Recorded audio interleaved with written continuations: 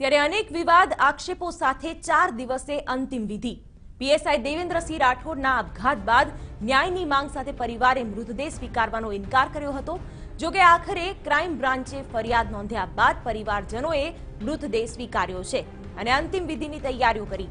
મૃતક પીએસઆઈના મૃતદેહને સિવિલ હોસ્પિટલથી તેમના ઘરે લઈ જવાયો। જો કે અંતિમ વિધિની કાર્યવાહીની સાથે સાથે હવે ફરિયાદ નોંધાતા જ ડીવાયએસપી એનપી પટેલ ભૂગર્ભમાં ઉતરી ગયા છે। કરાઈના ડીવાયએસપીનો ફોન પણ બંધ છે અને મનાઈ રહ્યું છે કે કાર્યવાહીથી ડરીને તેઓ ભૂગર્ભમાં ઉતરી ગયા છે। આ ડીવાયએસપી પર માનસિક ત્રાસ આપવાનો આક્ષેપ છે।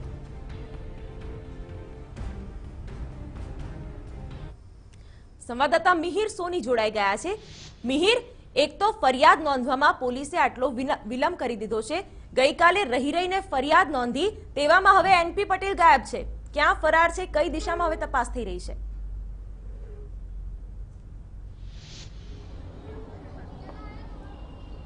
શિવાની, ચોક્કસ છે કે સોલા પોલીસ પહેલા તપાસ કરી રહી હતી ત્યારે તેમનું કહેવું હતું કે એનપી પટેલ જે ડીવાયએસપી છે તેનું નિવેદન લેવામાં આવ્યું છે અને તે આ તમામ જે ચીજ વસ્તુઓ છે તેને નકારી રહ્યા છે, જે સુસાઇડ નોટમાં જે આક્ષેપ કરવામાં આવ્યા છે। પરંતુ જે સોલા પોલીસની શરૂઆતથી લઈ અને અત્યાર સુધીની જે કામગીરી હતી તે પરિવારજનો તેનાથી નારાજ હતા જે કામગીરીને લઈને। એટલે પરિવારજનોની માંગ હતી કે જે આ ડીવાયએસપી છે તેના સામે ખાતાકીય પગલાં ભરવામાં આવે, પરંતુ જો સોલા પોલીસ દ્વારા કોઈ પણ આ રીતનું તપાસ કરવામાં ન આવી, જેના કારણે તેને ખાતાકીય કોઈ પણ તપાસ ન થઈ હતી। આખરે ગઈકાલે જે ક્રાઇમ બ્રાન્ચે ફરિયાદ નોંધી અને તરત જ આ જે ડીવાયએસપી છે તેનો ફોન બંધ થઈ ગયો અને તે ભૂગર્ભમાં ઉતરી ગયા છે। એટલે હવે શિવાની, આ જે ડીવાયએસપી છે તેને જે તેના જે પુરાવા છે તે પણ હવે પુરાવાને પણ નાશ કરવાનો અથવા તો કોઈ પણ કારણસર તેનો બચાવ કરવા માટેનો આ ફાયદો મળી શકશે। હાલ તો તે ભૂગર્ભમાં ઉતરી ગયા છે। હવે ક્રાઇમ બ્રાન્ચ દ્વારા તેને ટીમ બનાવી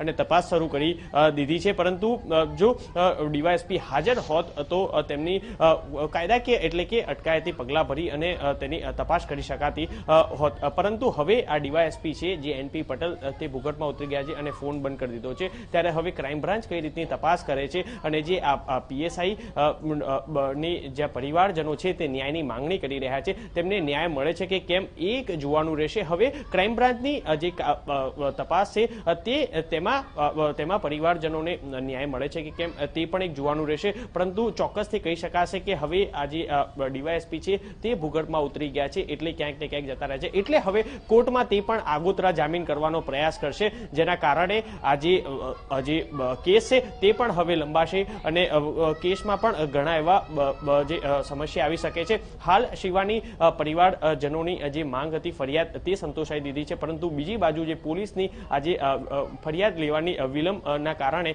આ ડીવાયએસપી છે તે હવે ભૂગર્ભમાં ઉતરી ગયા છે। બિલકુલ મિહિર, આગળ પણ અપડેટ મેળવતા રહેશું। હાલ આપનો આભાર।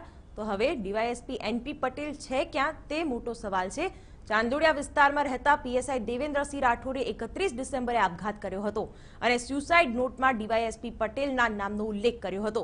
પરિવારજનોએ ડીવાયએસપી પટેલ વિરુદ્ધ ફરિયાદ નોંધીને કાયદેસરની કાર્યવાહી કરવા માંગ કરી હતી, પરંતુ પોલીસે ફરિયાદ ન લેતા પરિવારજનોએ મૃતદેહ સ્વીકારવાનો ઇનકાર કર્યો હતો અને તેના કારણે પોલીસ કામગીરી સામે માછલા ધોવાતા હતા।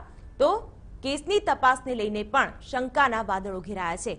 અંતે પોતાની શાખ બચાવવા ક્રાઇમ બ્રાન્ચને ફરિયાદ નોંધવાની ફરજ પડી છે। ક્રાઇમ બ્રાન્ચે વિડીયો કેમેરા સામે ફરિયાદ નોંધી, જેમાં કરાઈ પોલીસ એકેડમીના ડીવાયએસપી એનપી પટેલ સામે સૃષ્ટિ વિરુદ્ધના કૃત્ય તેમજ દુષ્પ્રેરણાનો ગુનો દાખલ કરાયો છે।